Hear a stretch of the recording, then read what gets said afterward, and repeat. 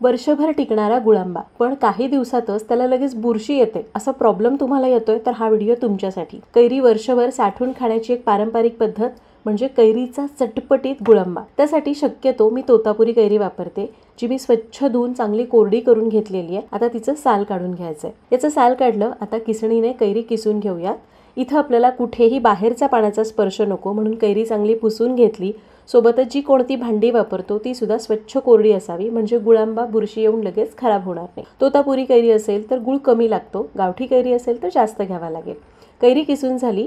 आता एका स्वच्छ कोरड्या हाताने हा कैरीचा किस आपल्याला पिळून काढायचा आहे. कैरीचा सगळा किस पिळून एका स्वच्छ कोरड्या कढईमध्ये काढला. आता यामध्ये घालायचा चिरलेला गूळ किंवा तुम्ही साखर वापरू शकता आणि याला चांगलं मिक्स करायचं आहे. गूळ मिसळला, याला अर्धा तास झाकून ठेवू. अर्ध्या तासाने उघडून बघूयात तर हे बघा गुळाचं पाणी झालेलं आहे.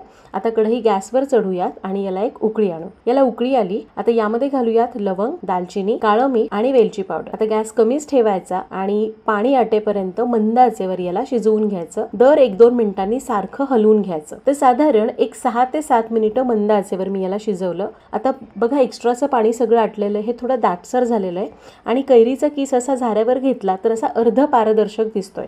याचा अर्थ आपला गुळांबा तयार झाला. यापेक्षा जास्त शिजवू नका, नाहीतर तो घट्ट आणि कडक होईल. गॅस बंद केला. याला पूर्ण गार झालं की मग काचेच्या स्वच्छ आणि कोरड्या बरणीमध्ये भरा. हा वर्षभर टिकतो. फक्त वापरत असताना पाण्याचा हात लावून देऊ नका, म्हणजे बघा मस्त वर्षभर टिकेल, अजिबात बुरशी येणार नाही. नक्की करून बघा. अशाच रेसिपीजसाठी फॉलो करा. Happy cooking.